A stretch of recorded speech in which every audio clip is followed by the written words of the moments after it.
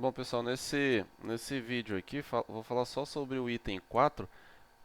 Ele é um parágrafo um pouquinho extenso, tá? Aí eu acabei dividindo aqui e colocando cores distintas para facilitar o entendimento, senão é, ficaria bem confuso, se é que já não é, tá bom?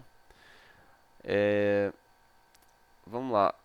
Ele coloca o que? No âmbito da avaliação física, o profissional de educação física coleta, né, dados e interpreta as informações.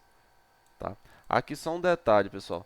É, Você coletou os dados ali, né, e é sempre importante você estar explicando, né, pro cliente, né, para quem está sendo avaliado, o porquê que você está fazendo aquilo, né? Seja durante, seja depois, quando você tiver de posse de todas as informações, né? Então você tem que coletar esses dados, saber interpretar da forma correta, né? Interpretar as informações, tá? Relacionadas com a prontidão para atividade física, fatores de risco, qualidade de vida, né? E nível de aptidão física, tá? Então, então meio óbvio, né? É, se eu fiz essa coleta de dados, né? Existe um motivo, né? Por que que eu fiz a relação cintura-quadril? Poxa, é um fator de risco, tá?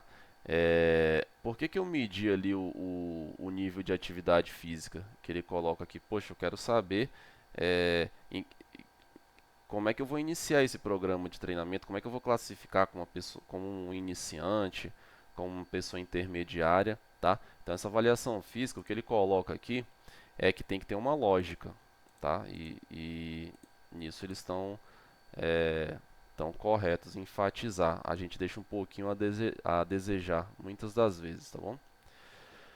Então, no âmbito da avaliação física, o profissional de educação física, né, afere e avalia a pressão arterial e frequência cardíaca, mais uma vez, né, aferir é fácil, né, medir é fácil. Agora precisa avaliar, né, o que é uma pressão alta, o que é uma pressão normal, o que é uma pressão baixa. Frequência cardíaca, a mesma coisa, tá bom? E aplica as escalas de percepção de esforço, né? A escala mais conhecida é a escala de Borg, tá? A gente não cheguei a trabalhar com vocês na época, né? Acabei saindo antes, tá? Mas acredito que tenha sido trabalhado, né?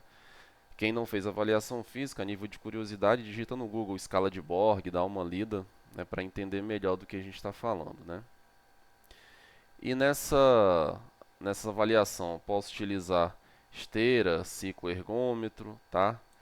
E outros equipamentos utilizados em programas de avaliação física, tá? Né? Mais uma vez aqui, é, nenhuma novidade, tá bom?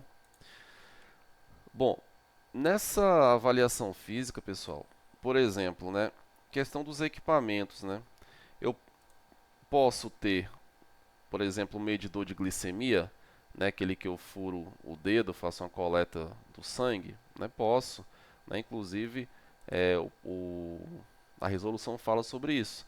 Né? O profissional de educação física utiliza equipamentos para medição de glicemia, concentração de lactato e, até destaquei de novo ó, com outra cor, interpreta os resultados obtidos. Tá? O, em relação, ao medidor aqui, o que você tem que fazer é se atentar ao descarte do material. Tá? Você tem que ter um lixo específico, mas na, esse é um equipamento que você adquire na farmácia, tá? Você pode, sem problema algum, né, higienizar o dedo da pessoa, tá? E utilizar o equipamento, né, para fazer a coleta do sangue, coloca no aparelho, com a fita, né? Coloca no aparelho, mede a glicemia e faz o descarte tanto da lanceta que você utilizou para furar o dedo, né? Quanto quanto da fita. Né? Você tem que descartar esse material específico, tá bom? Embora a resolução não fale sobre isso, mas É assim que funciona, né? O lactato, né? é, Geralmente o lactato de repouso não é um indicativo de fator de risco ou algo do tipo, né? O lactato durante o exercício ele é uma medida que serve para avaliar o condicionamento físico e prescrever treino, tá bom? Mas eu sei que é inviável dentro da nossa realidade, tá? E a gente tem outras ferramentas para prescrição de treino, né? Tão boas quanto, tá bom? Conhece, né? Aplica e interpreta, tá? Testes de laboratório e campo. Aí, é, quando a gente vai trabalhar na disciplina de medidas e avaliação, né, geralmente o professor, né, eu falei sobre isso, né, a gente tem testes diretos, né, testes indiretos, né. Então, a maioria dos casos, teste direto são testes laboratoriais, nem todos os testes laboratoriais são diretos, mas via de regra, e os testes indiretos, testes de campo, tá? A gente está habilitado para utilizar os dois, tá bom? Eu também explano um pouco, quem foi meu aluno sabe disso. Eu particularmente gosto muito dos testes de campo, tá bom? Eles simulam mais a realidade, tá? Acho os testes de laboratório importantes para avaliar questões de saúde, fatores de risco, mas performance, prescrição de treino, eu prefiro o teste de campo, tá bom? Bom, realiza e interpreta avaliação de medidas antropométricas, né? Massa corporal, estatura, nada que a gente não tenha visto, tá bom? E o profissional prescreve atividades físicas baseadas em testes espirométricos, né? O que eu coloquei destacado aqui, né? Deixa eu mudar a cor.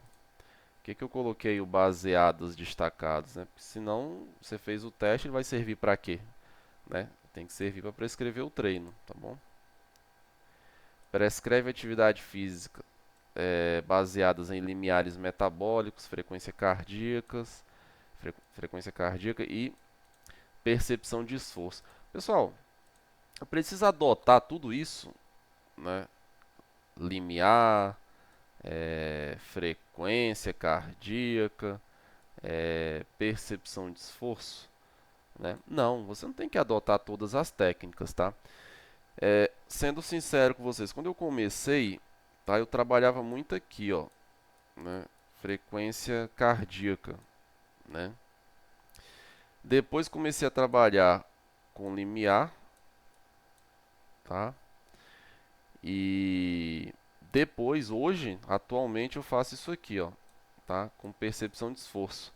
É, Se você domina a percepção de esforço, você consegue inferir os limiares e, inclusive, a frequência cardíaca, mas tem que estudar bastante percepção de esforço, tá? E a percepção de esforço, você não precisa, ela tem várias vantagens.